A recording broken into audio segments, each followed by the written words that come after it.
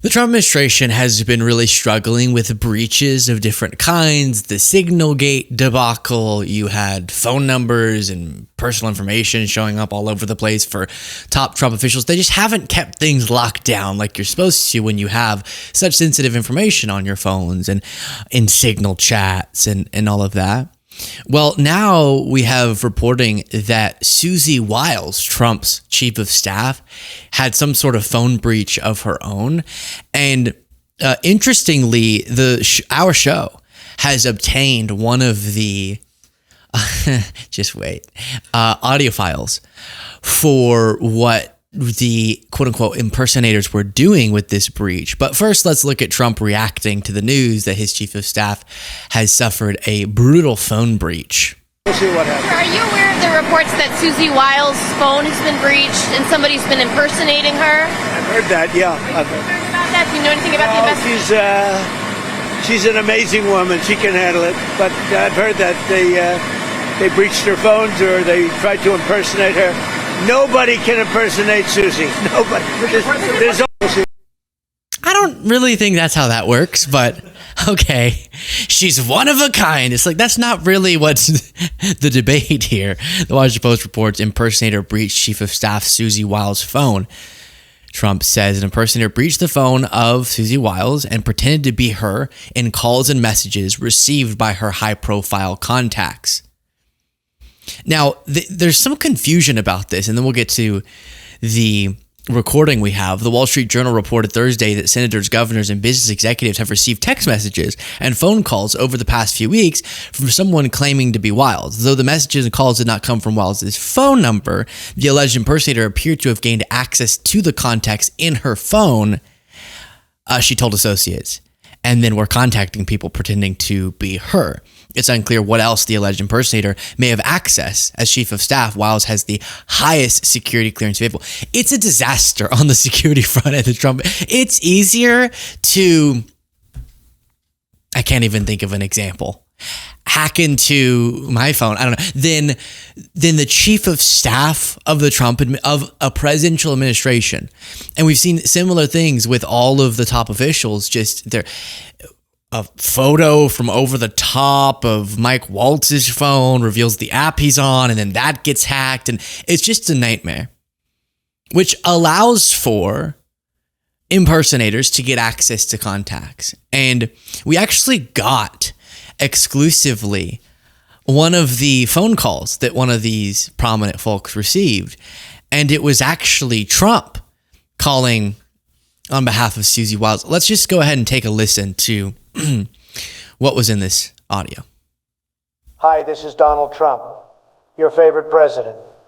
Susie gave me her phone to let you know that I'm coming for you. I heard you're opposed to my big, beautiful bill. You know, you may have heard I don't like dogs. They're gross, so gross, they poop. I don't want poop all over my house. It would be gross. Imagine I stepped in or fell and tripped and face planted in a big pile of my dog's poop. What would I do then? I would have poop on my face, but I'd rather have a dog. I'd rather risk face planting into a pile of their poop than deal with lowlifes like you. Vote for the bill, or I'll make you wish you were face planting into a pile of your dog's poop. You lying dog. You pitiful know-nothing dog. MAGA. And his signature sign off there, MAGA. So, I mean, dangerous things can happen whenever you can impersonate someone. Oh, gosh. AI, what are we going to do with you? Now, speaking of phones, someone got a photo of Trump's phone. And apparently, as you can see here on screen, his lock screen is his own face pointing. So when he opens his phone, he is pointing at him. I'm going to come. Yeah, that's Trump's dream right there, is opening up your phone and seeing himself pointing and going, "You're the man, Donnie." Oh, gosh. Well, I was inspired, and so I actually changed my lock screen as well. Let me clear these notifications. I don't want y'all breaching my phone. And this is a photo of me. Actually, you can see here. Let's see if you can We can even put the, it's okay, Jane. We'll just put the photo up. And a lot of y'all, you just don't see, only see up here. You don't see my full body very often. That's actually what it looks like. Unfiltered. That was me at the White House. So very interesting. I've never seen. Yeah. So, I mean, it's cool. Now, every time I open my phone, I see me. I see me at the White House. It's good. I'm inspired. Yikes. Now, this is so embarrassing. Rolling Stone reports that Trump could get Fox News style intel briefings because he doesn't read. Intelligence chief Tulsi Gabbard is reportedly trying to find ways to update the president's briefs. President Donald Trump's National Intelligence Director. This is what the National Intelligence Director should be focused on. How do I spice up, give a nice flair to the intelligence briefings? Tulsi Gabbard is looking for ways to change the president's intelligence briefings to align with his media consumption habits and gain his trust, possibly adopting a video format. Gabbard has apparently consulted current and former intelligence officials for solutions. One possibility would be to turn the briefings into... Oh no, this is not a kid in preschool. Let's do more visual. This is the president who should be reading his intelligence briefings. And we wonder why he gets asked questions about things going on around the world and goes, I don't know, because he probably doesn't read much of this. Into videos styled after Fox News, 4 sources told the outlet. The president's daily brief is currently a daily digital document containing text, graphics, and images. It's just ripped AI photos of Trump. It's just this, but Trump. And then tiny little, oh yeah, photo of you. By the way, this is happening in Ukraine, another photo of you. Just kind of slip in the intelligence briefings. In order to carry out his new approach, the National Intelligence Director's office could even hire one of Fox News' talking heads. Oh my gosh. And one of the network's producers. Gabbard herself was a paid contributor. He's only received his daily briefing 14 times in his whole presidency. During his first administration, the PDB was changed to a 1-page outline that included less writing and more pictures. And was presented verbally. He received the briefing 55 times, whereas Biden received 90 by this time. According to the sources, so in Trump's first presidency, by this time in his presidency, he'd received 55. Now he's only received 14. By this time in Biden's presidency, he'd received 90. So 90 versus 14. There's a lot of talk about my cognition. At least I can read, folks, unlike this goober. According to the sources, Gabbard thinks Trump's infrequency could be because of his distrust. Come on, that's not what it is, Gabbard. Because of his distrust of intelligence officials. And there we go, because he consumes media differently. In other words, he likes fun TV graphics videos and doesn't like to read. Oh, it's so embarrassing. The problem with Trump, a source said, is that he doesn't read. He's on broadcast all the time. It would include graphics and maps, animations of exploding bombs. All right. I'm out. Let me read this whole little paragraph.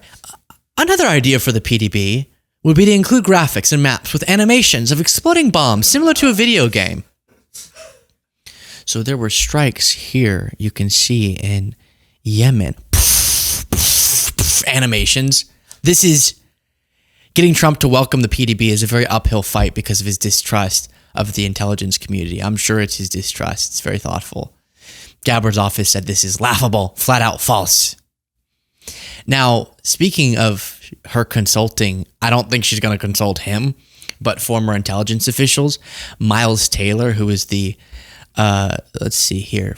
He's the former chief of staff of the Department of Homeland Security. And remember what he had to say about Trump? He's an idiot. He's just an idiot. When Donald Trump was president, I remember crossing that threshold into the Oval Office. And not only was this guy not bringing his A game, he didn't have a game. He was winging it. Miles Taylor and his Homeland Security Secretary Kirstjen Nielsen worked for former President Trump in his administration. Trump once called Secretary Nielsen with a unique solution to stop migrants crossing the border with Mexico.